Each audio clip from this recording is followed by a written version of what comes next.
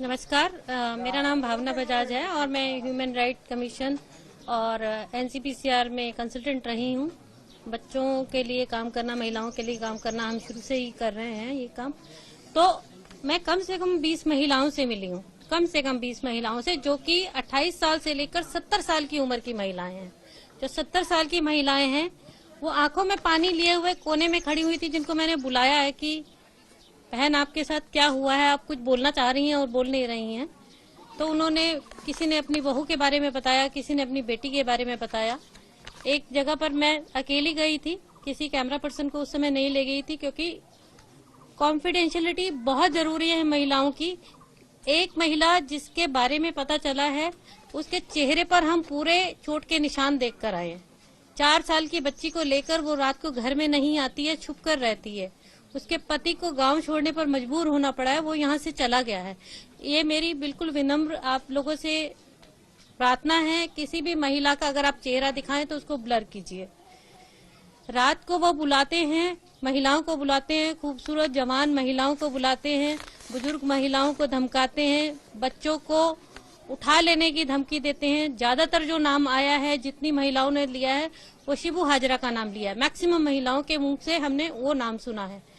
वो रात को जब भी उनके पार्टी ऑफिस में लोग आते हैं, वो उनको बुलाते हैं, रात भर रखते हैं। और हमने ये भी पूछा था कि क्या एक से ज्यादा महिलाओं को रखते हैं, तो एक महिला ने बोला जब जब ये शिकार करते हैं ना, तो किसी एक को चंगुल में लेते हैं, बाकी को भेज देते हैं।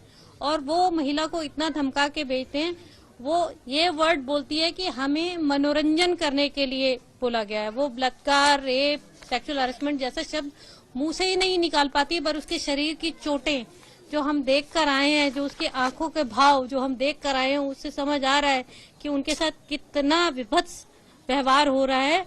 और विश्वास नहीं होता कि आजाद देश में ये सब हो रहा है।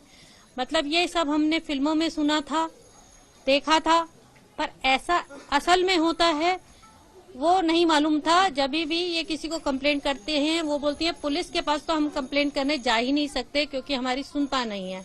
और फिर ये बोल दिया जाता है कि तुम्हारे को जो भी स्कीम मिल रही है, जो भी राशन मिल रहा है, वो सब बंद कर दिया जाएगा।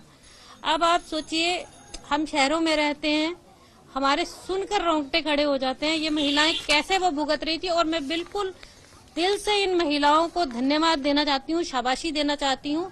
मैंने उनको यही बोला है कि आप लोग एकजुट रहिए। अब आप बाहर निकल आई हैं, कम से कम आपकी अगली जनरेशन बच जाए। और इस पर जो भी आप बोल रही हैं, उस पर एक मत रहिए। वो बोले कि 5 महिलाओं ने स्टेटमेंट दिया है।